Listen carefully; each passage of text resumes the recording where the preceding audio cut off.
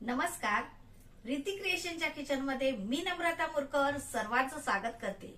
परत एक नवीन रेसिपी घेऊन आले। बनवायला एकदम साधी आणि सोपी सुरमा लाडूची रेसिपी शेअर करणार आहे। या वाटीने आपण 8 वाट्या गव्हाचं पीठ घेतलेलं आहे। आता याच वाटीने आपण 1 वाटी तूप घ्यायचं आहे।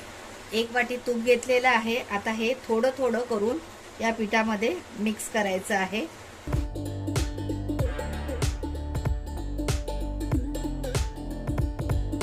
पूर्ण भांड पुसून घेऊया। हे वजनी 1 किलो गव्हाचं पीठ आहे। 1 किलो साठी पूर्ण 1 वाटी तूप वापरलेलं आहे। पिठाला बऱ्यापैकी तूप लावून झालेलं आहे। एकजीव झालंय हे कसं ओळखायचं? याचा असा मुटका केला तर असा मुटका वळला पाहिजे, म्हणजे आपलं हे मिश्रण बरोबर झालेलं आहे। याच वाटीने गरम पाणी पण मेजर करून घ्यायचं आहे। हे एकदम वाफाळलेलं पाणी वापरायचं आहे। परत आता अर्धी वाटी गरम पाणी घेते। परत अर्धी वाटी पाणी घेते, म्हणजे आतापर्यंत पूर्ण 2 वाट्या पाणी वापरलेलं आहे। यामध्ये अजून अर्धी वाटी पाणी घेतलेलं आहे। तुम्ही पण एकाच वाटीचं माप घेऊन मेजर करा। 8 वाटी पिठाला 2.5 वाटी गरम पाणी वापरलेलं आहे। बघा, अशा प्रकारे याची कन्सिस्टन्सी असायला हवी। जास्त पातळी नाही, जास्त घट्ट नाही, मीडियम असायला हवं। पाण्याचं प्रमाण कमी जास्त होऊ शकतं, गव्हाच्या क्वालिटीवर अवलंबून आहे। आता हे 15 मिनिटं असंच झाकून ठेवायचं आहे। हे रेस्ट करायला ठेवून 15 मिनिटं झालेले आहेत। उघडून बघूया। लिंबा एवढा गोळा घेऊ, याचे असे मुटके करायचे आहेत। हे बघा, अशा प्रकारे 2-2 हाताने करायचे, म्हणजे पटकन होतात।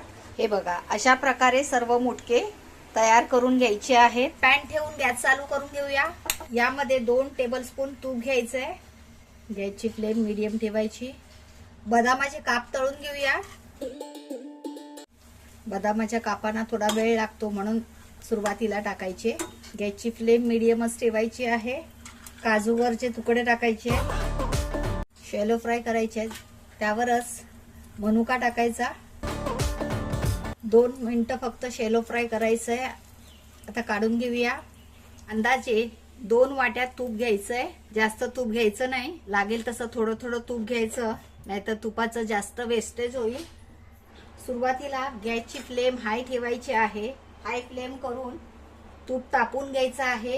एकदा तूप तापलं की फ्लेम मीडियम करायची आहे। आता मध्ये सोडायचंय।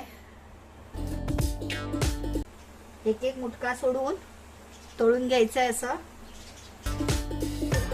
आता गॅसची फ्लेम मीडियम करायची आहे। मीडियम फ्लेमवर शॅलो फ्राय करून घ्यायचे आहे, डीप फ्राय करायचे नाहीयेत। एकाच वेळेला असे पॅन भर टाकायचे, जे तुपाचं टेम्परेचर मेंटेन होतं त्याच्यानी। आता दुसऱ्या साईडला पलटून घेऊया। इथे तुम्ही तुपाऐवजी तेलाचाही वापर करू शकता, पण तुपात बनवलेले लाडू पौष्टिक तर होतातच आणि चवीला स्वादिष्टही होतात। हे बघा, अशा प्रकारे मुटके तळून काढायचे आहेत।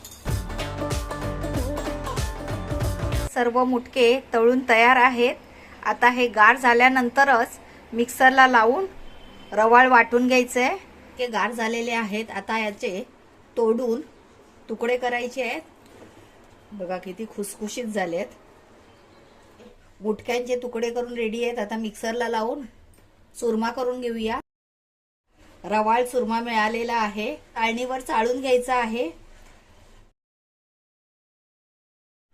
आता हे असं जाडसर राहिलंय, ते परत मिक्सरला लावायचं। परत यावर असे तुकडे टाकायचे, चुरमा करून घ्यायचा आहे। चुरमा तयार आहे। आता आपण गूळ वितळून घेऊया। मुटके तळून इथे तूप जे शिल्लक राहिलेले आहे त्या तुपामध्येच आपल्याला गूळ ऍड करायचा आहे। त्या वाटीने पीठ घेतलं होतं त्याच वाटीने 4 वाटी गूळ घेतलेला आहे। हे वजनी 1.5 किलो गूळ आहे।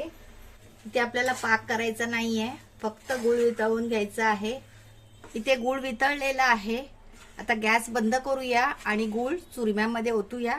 सगळा गूळ असा ओतायचा आहे.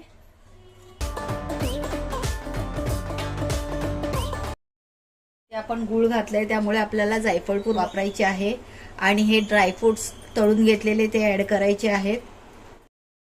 ड्रायफ्रुट्स तुम्ही तुमच्या आवडीचे घालू शकता. आता हे गार झाले, हाताने मिक्स करून देऊया चांगलं. गुळाचा पाक, ड्रायफ्रूट सगळं व्यवस्थित एकजीव झालेलं आहे. इथे तुम्ही गुळाच्या पाकाऐवजी साखर पण वापरू शकता, पण इथे आपण पौष्टिक लाडू बनवतोय त्यामुळे मी साखरेचा वापर केलेला नाहीये. काही जास्त मेहनत घ्यायला लागत नाहीये. लाडू तयार. बघा किती सोपा आहे लाडू.